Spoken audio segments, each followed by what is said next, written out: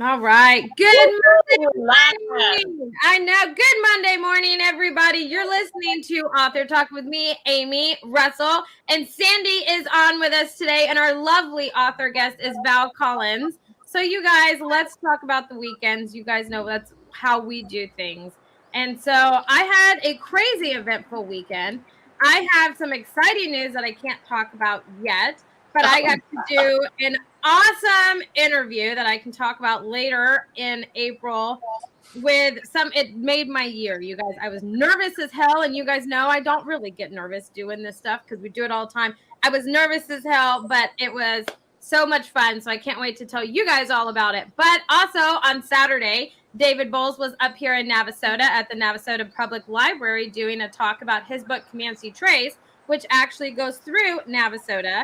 And so he was up talking, and the coolest thing happened. The house that takes place in his book actually is still in the city, in that town, I guess. And the owners that recently just bought that house and are redoing it came to hear him speak. And he went over afterwards and had some coffee. So it was a really cool experience. It was the coolest thing I've ever been a part of.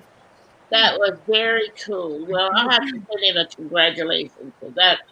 He really, and so the whole story is part of his family's history. So that's awesome. That's awesome. Yes, it's definitely one of those things. And then Saturday was just an eventful day, people, because then Saturday night, our very own Fern Brady released book 2 in her series. And so that launched Saturday night. And so I hosted that launch at 8 p.m. for her. And so then Sunday, I relaxed and, decided that we're going to beautify. Is that the right word? Words are hard for me.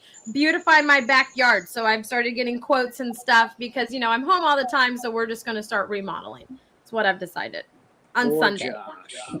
Yes, poor Josh. But before we go to everybody else's weekend, I do want to mention this. The Women in Publishing Summit that I am a sponsor of starts this Wednesday. I will be talking on Friday. I'm also hosting a coffee chat. You guys know I love my coffee, and that's also going to be at Friday at 2 p.m. our time. I will be speaking at 3. So if you haven't already gotten your tickets, make sure that you go and do that. I will be there. I'm very excited to be there. And so that's my big hurrah for March, right? Because, oh my gosh, you guys, March is on Wednesday. I cannot believe that. But I'm dying to dive into everybody's weekend. So Can you send us the link? Can you send us the link to your talk on Friday? Because I'd love to sit in and listen to that. I sure can. Who wants to talk about their weekends first? In fact, can you put a link on the Author Talk Facebook page so people can sign in and watch you? I can, because I love when people watch me. But yes, I can. I can for sure. Yes, absolutely. Russell, you kind of teased a little bit that you're exhausted from your weekend. What'd you do this weekend? Okay, I had a great weekend. First, I want to mention this first because Val is in Ireland. We had one of our new good friends from Atlanta. She's in Ireland this weekend, and she kept sending us these pictures of wonderful things she was doing and great food she was eating. And I was so jealous of her and had said terrible things about her because I was jealous. And, Val, one of my dreams is to drive down those little roads in Ireland with those huge hedges that are so close to the road on both sides. I just think those are the most beautiful roads in the world. Oh, well, it wouldn't be so lovely if you got stuck up one. It happened to me. I got stuck on one and had to reverse all the way down. It was not pleasant. Okay, that's a cool story, though. That's a good story. I love that. That doesn't sound fun at all. No. Most of the time when something is a cool story, that means it was not a fun experience. No, it's not more fun to talk about it than it is to go through the experience. So backing down, oh my gosh, I would probably still be there now, backing down, because I have never been able to do good in reverse. So I'm not great at it either. And we took turns reversing because neither of us are very good at it. But the road was the width of the car, and that was it. And it curved the whole time. So you kept going around and being afraid you'd get stuck in ditches. It was not a fun experience. That's like a dream of mine, to be stuck on one of those roads. Oh Oh my goodness. Okay, so But they're not that easy to find, Russell, because our main roads are actually quite big, good roads. I could find them. Oh, man. I could find them. Oh So my I can tell you how to goodness. go to my one. then we spent Sunday at a 200-year-old farm Oh, that's in cool. Georgia. And it's like, think of the stereotypical picturesque things that you would see on this farm. And they're Yeah. all there. And there's this giant field next to the house that rolls with the hills. That's so beautiful. And they have sheep and goats in it that are making those beautiful sounds that as urban people, we just imagine, we don't really think. And in the middle, his grandfather, when, 70 years ago, cleared this field, he left this pear tree in the middle 70 years ago. And now it's like 2.5 stories tall, and it's in bloom right now. And it's this giant, it looks like something you would imagine in Tokyo during cherry blossom season. It's the most beautiful thing you've ever seen. And people from all over Georgia want to have their wedding pictures made in front of it when it's blooming, lovely. because it's so gorgeous. And there's this ancient barn, and it was just gorgeous. It was like walking through a museum, and this is just someone's house. So that was pretty awesome. And I also spent the weekend following the Alec Murdoch murder trial, because Oh. the defendant has been on the stand all week, and he talks in lawyer speak, which I'm very familiar with, so I could tell what he was saying, what he was not saying. So I spent the weekend kind of investigating that. So I actually had a great weekend. I love it. And we're like 100 miles from in North Carolina. the trial in South Carolina. Oh, the So trial in South Carolina. I didn't get I'm going to drive over there this summer. Just drive through the town, look at all the places that are in the trial. Wow. Okay, no wonder you're tired, Russell. No wonder. That's a good weekend. I like it. I'm jealous of the 200-year-old farm. Like, I would love that. That'd be awesome. And I'm dying to ask Val, I know you've read Ulysses. Have you been to all? I'm sure there are tourist places now that are in his great books. The author of Ulysses. I haven't read James Joyce, actually. You haven't? No, I've read bits. I have read bits of him. Like I read. Because he's difficult. But because I can't see the point, he makes no sense to me. I just think, no, I couldn't be bothered with that. I know you're supposed to like him. People outside of Ireland, like, I've no interest in him. And we never did him at school or anything like that. No. Wow. That blows my mind. I gotta tell you. Thank you for telling us that. Well, I think that's pretty typical, isn't it? I mean, like, now, Russell, again, we've all agreed that you are not the typical person. So you probably went to all of the tourist things in Houston. But most people don't go to the things or read the things that are appropriate for their area. It's other people come in that introduce them to it. Yeah, but Ulysses is different, right? Val? I mean, Ulysses is but you're absolutely right. When I read Ulysses, I had to read every chapter. I had to read from a second source what the chapter said. Then I'd read the chapter. Then I'd go back and reread what it said, trying to figure out what it said, because you're absolutely right. It took me a whole year to get through the book. Well, I'm not surprised. The very first thing I ever heard about James Joyce was that he referred to the Liffey as Anna Livia Plurabelle. And I thought, why? Couldn't he just call it the Liffey like everybody else? And then there was another thing about some guy, and he was leaving his house, and he says, "Potato I have." And I thought, yeah, that's it. I've had enough. Yeah. I'm with you, Val. That's how I would be too. Russell will barrel through whatever it is he determines he's going to do. He's a finisher. If he starts a project, he's complete. Wow. That's actually a cut, Sandy, to be accused of finisher, because I always accuse other people of having to be finishers. I mean it in a derogatory way. Actually, I think that is the biggest compliment I can pay anyone, because I'm not. I mean, I can't tell you, I've started so many books and so many projects, and I just don't finish them. And it's something I've asked myself. I'm like, I think I need to talk to my therapist about this. Why isn't I yet finished a damn project?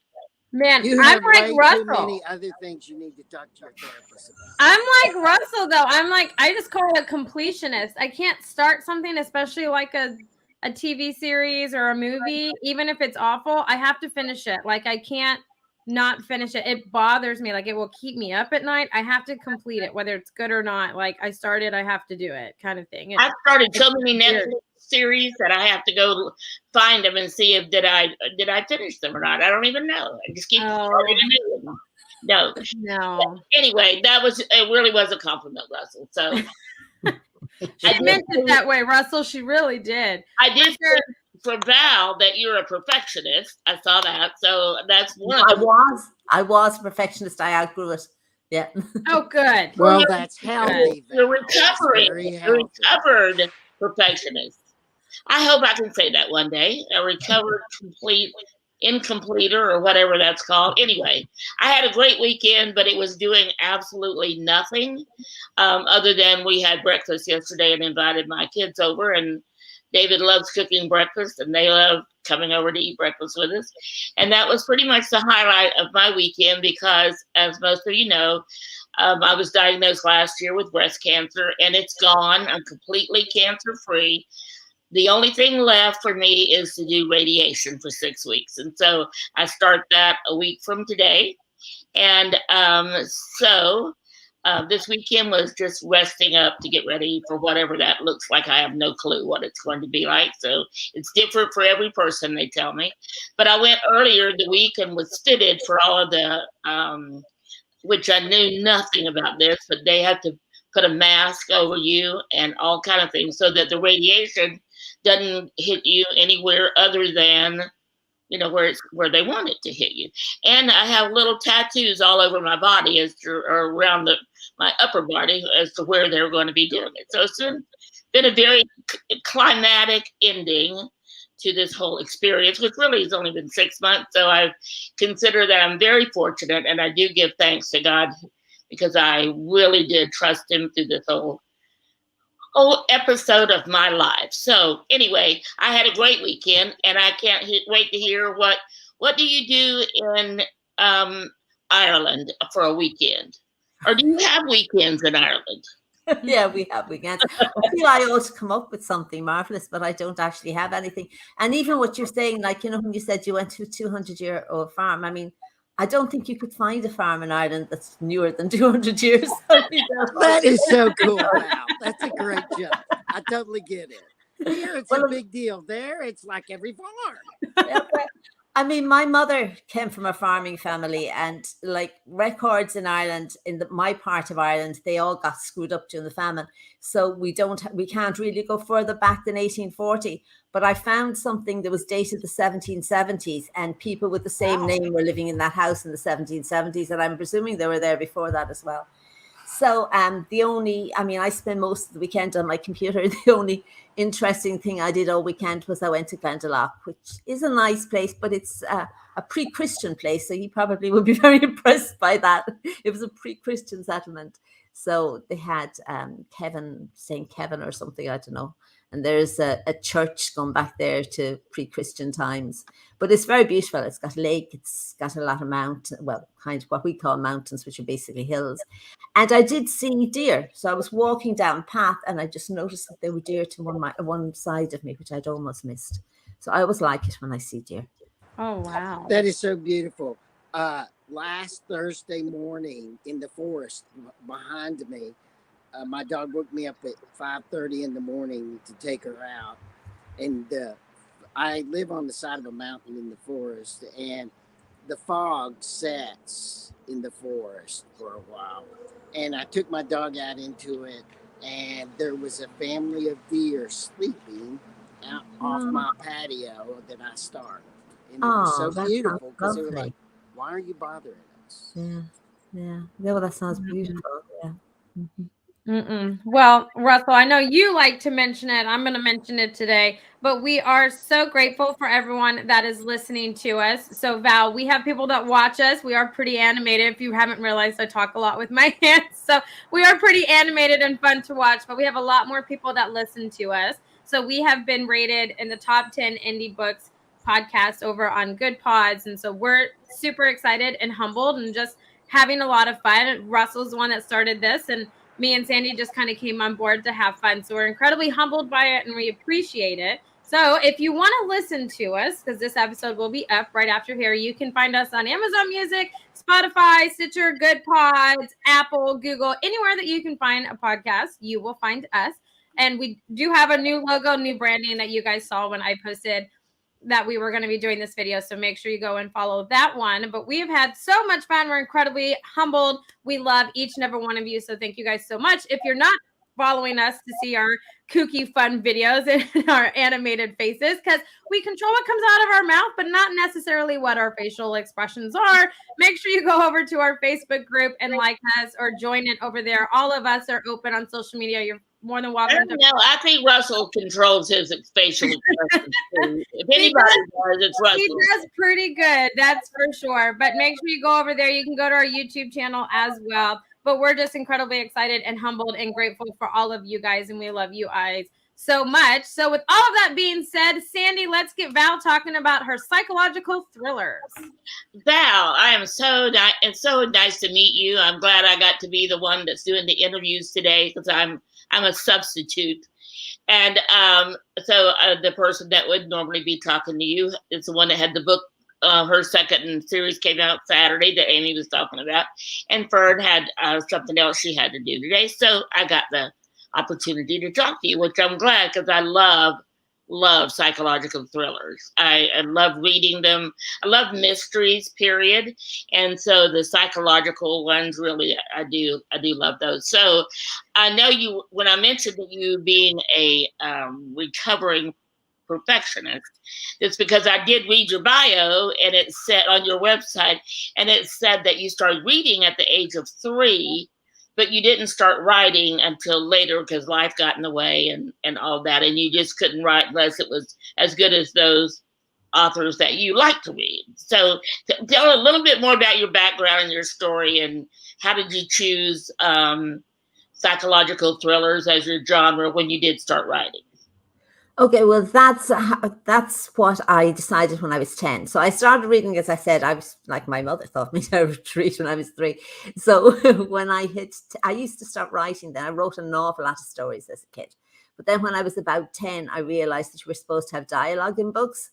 And I hadn't noticed that before. And I tried to put dialogue in my books, but it sounded very stilted and I didn't like it. And I decided if I couldn't write it perfectly, I wasn't writing it at all. So that was the end of it. But I got over that idea that everything had to be perfect a very long time ago. Oh, that's good. That's good to hear. So, so that's what you decided. You chose that genre at 10 years old? Oh, no, I didn't. I stopped writing entirely at 10 years old. Okay.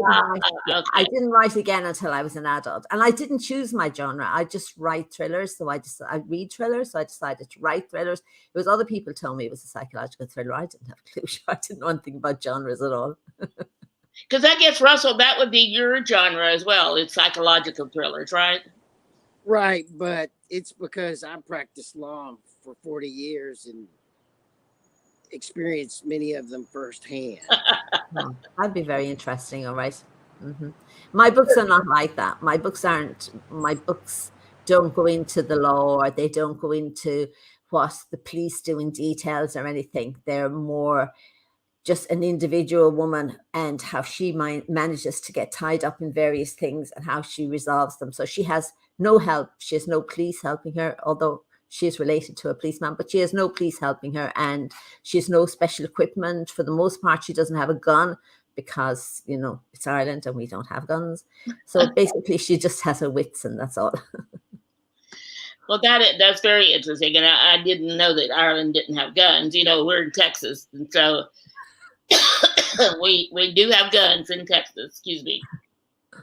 Well, most Irish people have never seen the gun. I've never seen the gun in my life. Wouldn't know what to do with one if I saw it. Yeah. That would be wonderful. That would be what I would consider wonderful. So, but we won't get into that because that would get us over into other topics. So, you have a new book coming out on tomorrow, February 28th, and this is the 5th book in your series. So tell us about, and tell me first how to pronounce her name again, because I'm afraid of mispronouncing it. Epha, okay. Is that how you say it, Epha? Epha. It's just like Eva with an F instead of a V. Oh, Epha. Okay. So tell us about Epha and her thrilling experiences. Okay, so the series is all based around Aoife, and all the books are standalone thrillers. The only thing that links them is Aoife and her personal life. So in the very first book, Aoife is 23. She's pregnant with her first child, and she accepts a job in an office in Dublin.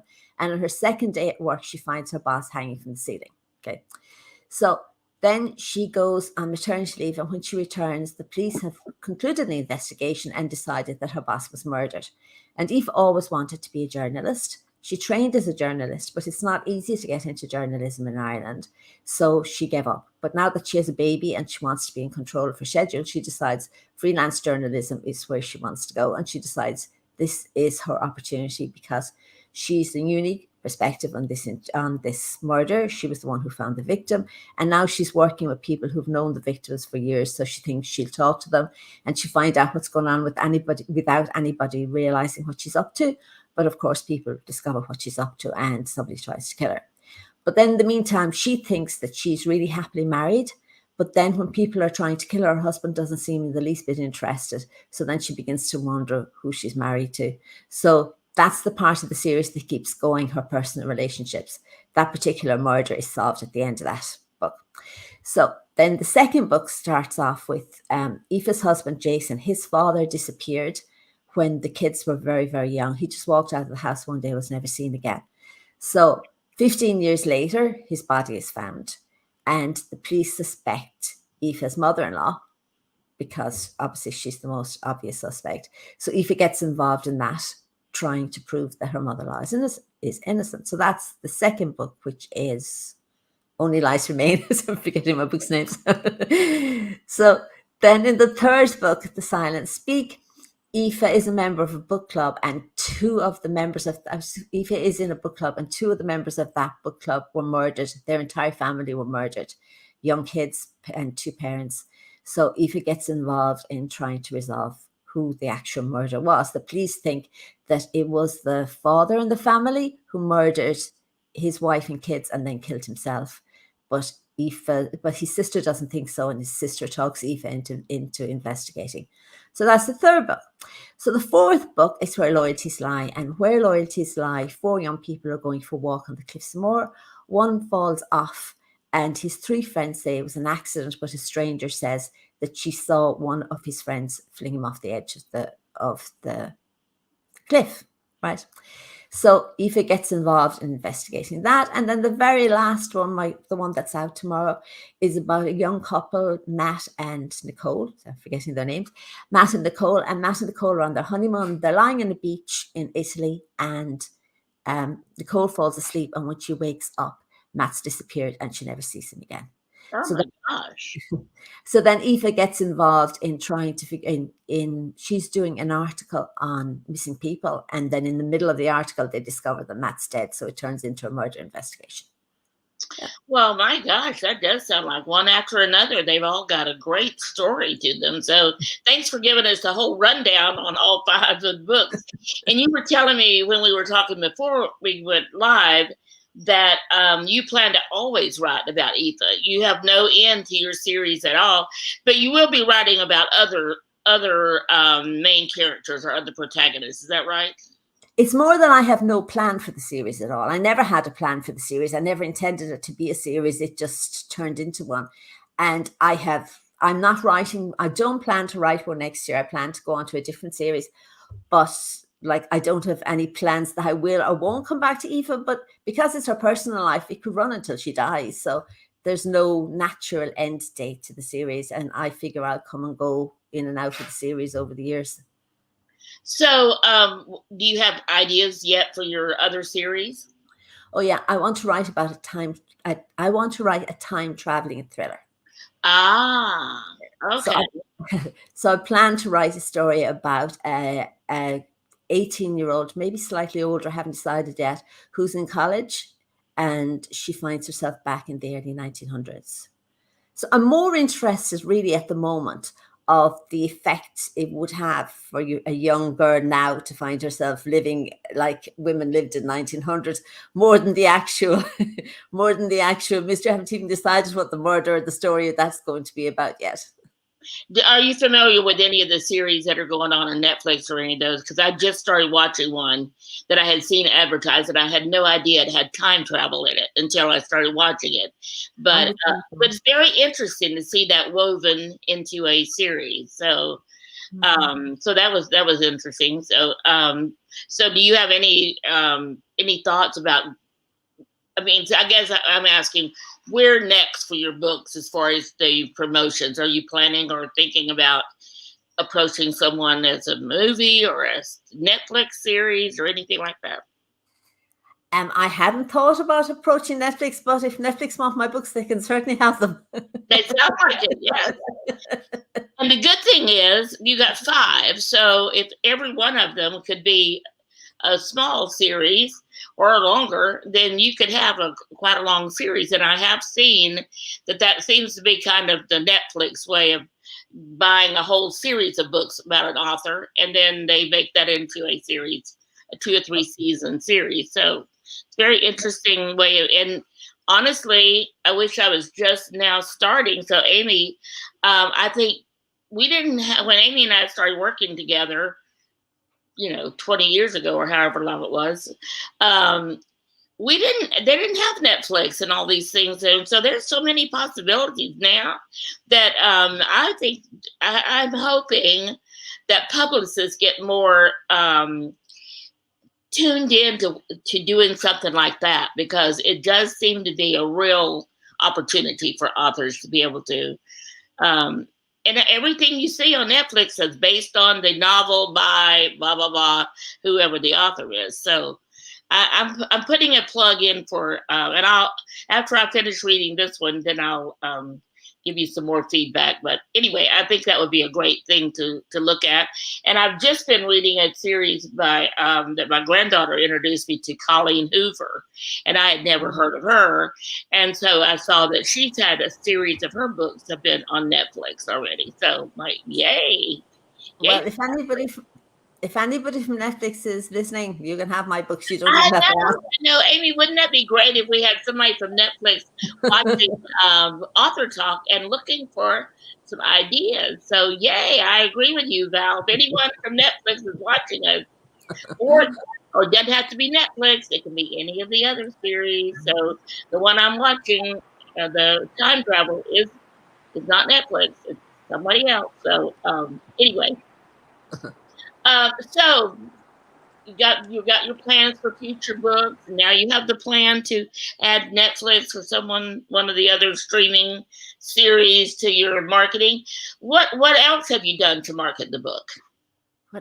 Well, the book is very new, like it's only out tomorrow. So your whole series, I mean, not necessarily. The whole series. Okay. Well, I mean, the most successful thing I have done as regards marketing my series is getting BookBub feature deals. That's really the core of my marketing plan. Okay. So, and if she works with Mickey, is that who she's working with, Amy? So I know you have someone who's helping you with your marketing and with your publicity. So that's all very good. And so we've met Mickey through Amy, and so that's been great, very exciting. So Russell, I know you're dying to talk to Val about Ireland. So you have any questions for her? Yeah, I have a couple of questions, Val. How Okay. much do you interlace Irish culture or locations into your books?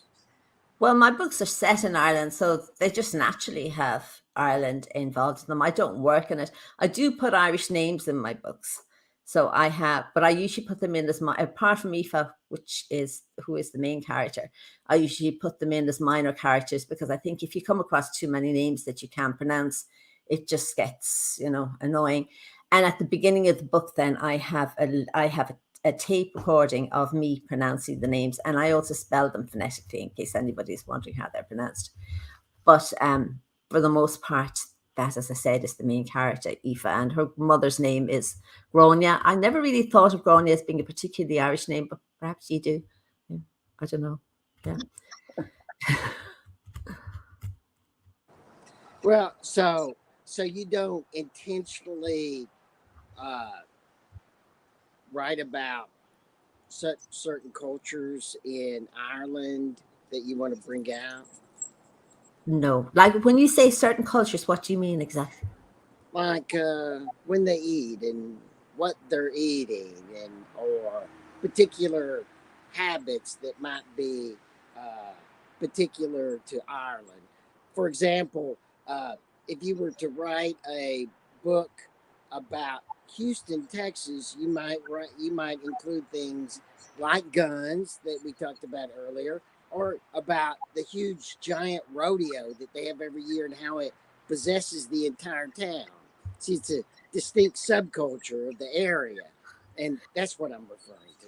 No, well, I have her going to places that I would go to, and places that I know. And at one stage, she's down the west of Ireland. She's on the beaches in one of my books, and she's on. She goes into a pub where they're singing. I think it was it. No Nay Never, whatever that thing. I've been a wild rover, but I don't have an awful lot of that. That's only in that one particular book. The rest of the books I'd have her say going for lunch in Powers Court, or going in one of the books she's in Glendalough, because I go to Glendalough a lot. She's in Lahinch on the Cliffs of Moher on Where Loyalties Lie, because the person who dies falls off the Cliffs of Moher, which is a very touristy area in Ireland, a big tourist place, a tourist attraction, I should say. That's about it, really. But I definitely don't make a point of trying to do that. It's meant to be a modern book. It's not meant to be Ireland of long ago or anything like that.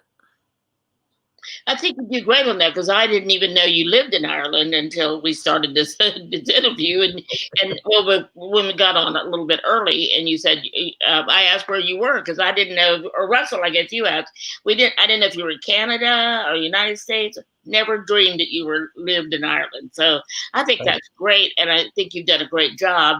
And I think that's remarkable that we live in a time where you can live in Ireland and write books about someone in Ireland, and we don't even guess that that's where you live from reading the books or from hearing your interview even. I think we do live in an international time. I'm really excited about that.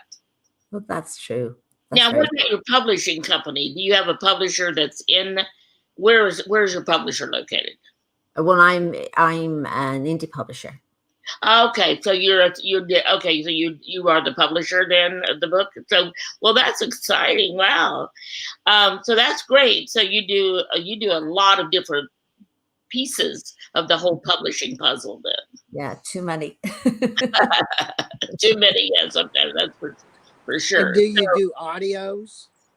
No, I haven't done audios. I'd like to do audios, but it gets very complicated, because I need somebody to do Irish accents. They're not easy to come by. And then some people's idea of an Irish accent is not something I could listen to. So the whole thing gets very complicated and very expensive.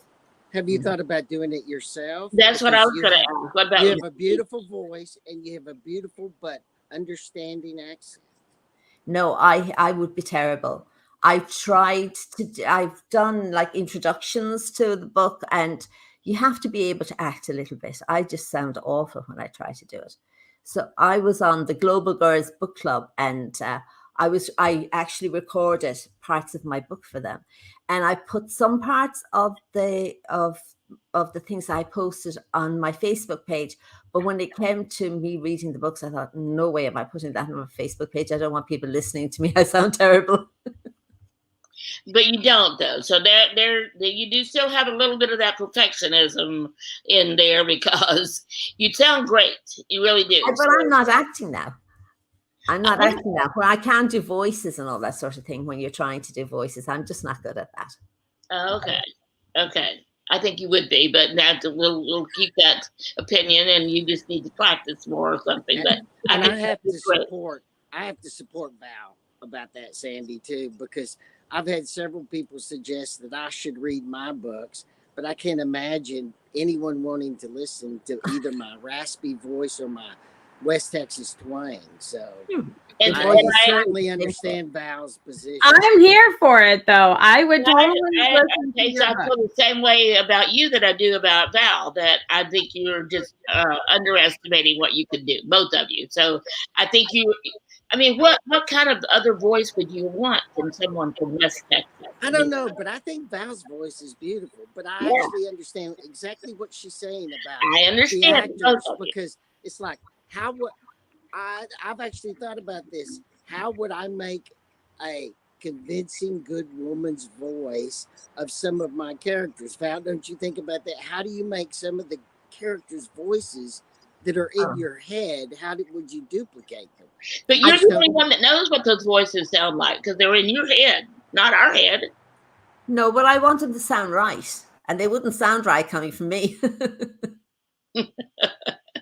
So I think we're going to have to agree to disagree on this one, and go on. Did you have any other questions for her, though, Russell?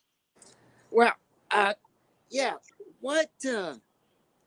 This is one of the things you talked about that you wrote. What got you back to writing when you were an adult? I used to work in an office, and I was made redundant. So I had gone from working really long hours to, like, suddenly I had all this spare time to myself. And at the back of my mind, I'd always thought someday I'd write again. So then I just thought one day, well, I'll just try and see if I can write. So one day I just sat down at my computer and I started writing. That was the beginning. It was a long way from the end, but it was the beginning, yeah. And here's another question, and it's a very author question. Okay. In your next book, what do you intend to work harder to develop? What is your next thing? Like in my next book, I'm working real hard on memorable, multi-dimensional characters. I want to improve that. Do you have any goals such as that in your next book? No, I'm not a planner. I can't plan. If I decide I'm going to do something, I won't be able to do it. The more I think about what I'm going to do, the less I'm able to do. It's like my brain freezes and panic at the idea that I have to do something. So I just try to write and see what happens. Basically, that's all I've ever done. So you don't do any outlines for your mysteries? Oh, no, I can't. I mean, when I start off, I know who the murderer is. And I usually, except for one book when I didn't, but in most of my books, I know why they did it. That's it. I know nothing else. So you don't have a plan that your characters, as they come to life in your head, start to take over. Only when I do it anyway, right? When I start writing, yes. But before I start writing, they have no plan at all. There's nothing in there. Like for my new book, all I plan is that, as I said, there's this young girl and she ends up in the 1900s. That's literally my entire plan. I think that's very exciting myself. Oh, you have no plan for how she gets there. Oh yeah, I do know how she got there. I wrote that bit.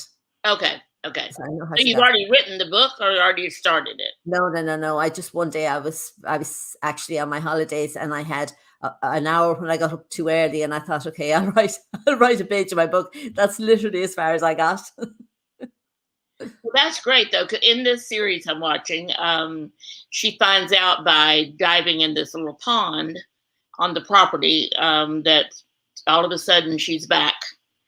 And so it's where her mother and grandmother live. So when she's there with her mother as a young person. So anyway, it's very interesting. The Way Home is the title of it.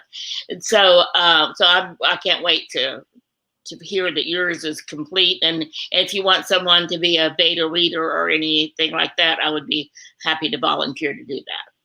Okay, well, I have to write it first. Well, go get to writing, Val. No, that sounds great, though. It does sound like something I'd be really interested in reading. So, Amy, any questions for Val?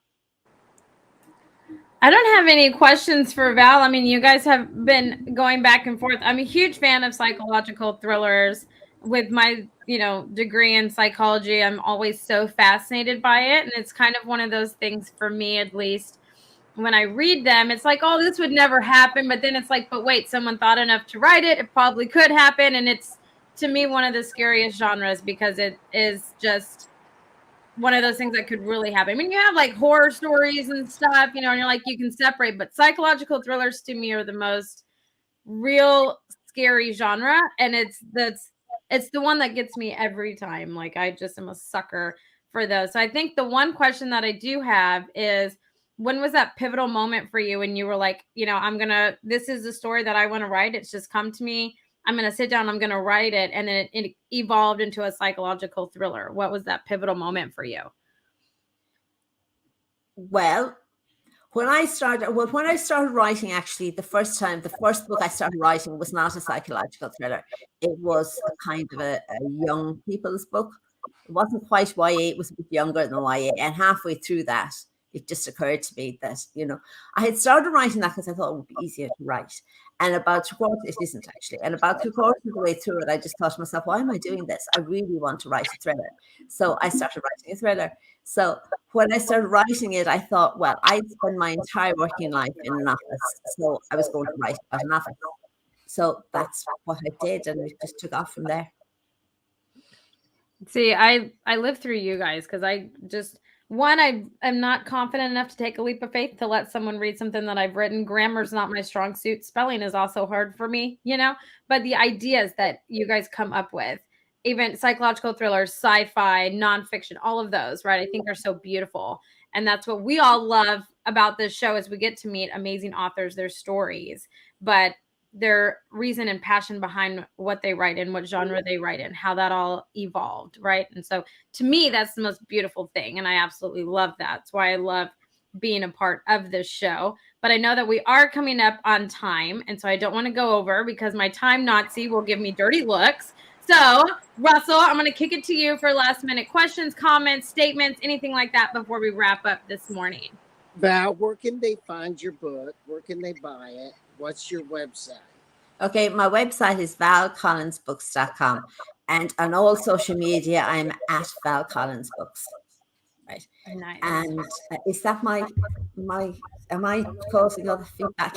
No, you're good. All right.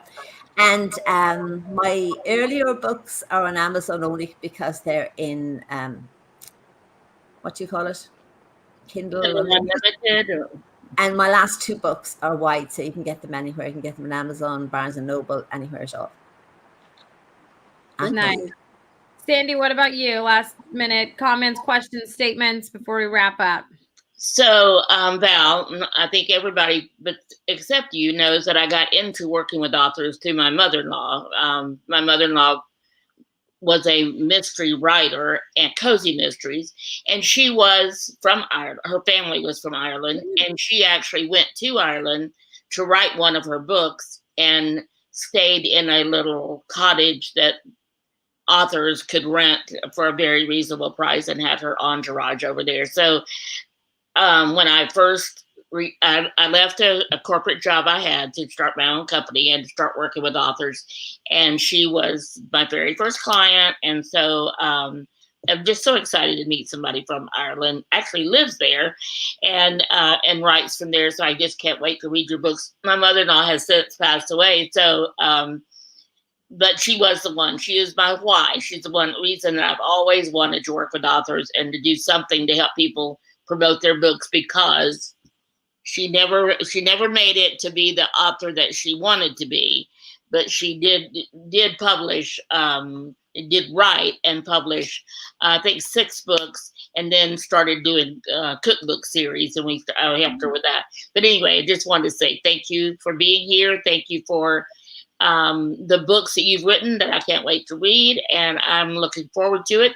And I just, I guess my last question for you would be, what is your why? I mean, when you, at the end of the day, you're like, oh, I don't want to do this anymore. I don't want to spend all this time, working with the books and publishing the books. Like you said, too many hats that you wear.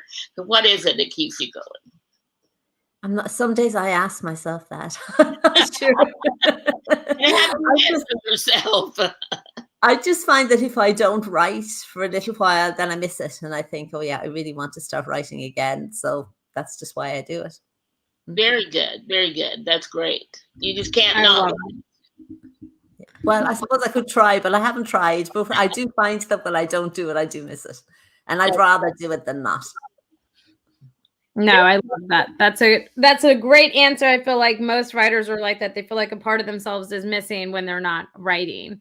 But Val, it's always such a delight to talk with you. And this one, we had a longer conversation this time, which is wonderful because we got to really dive into you as a writer, your award-winning psychological thrillers. And I know your latest one comes out tomorrow. So you guys make sure you go over and get Val Collins' latest psychological thriller that comes out tomorrow. But Val, thank you so much for taking time out of your evening, late afternoon to come and talk to us. We really appreciate it. And everybody, we hope you guys have a great Monday, a great rest of your week, and we cannot wait to talk to you guys next week. Until then, bye everybody. Thank you.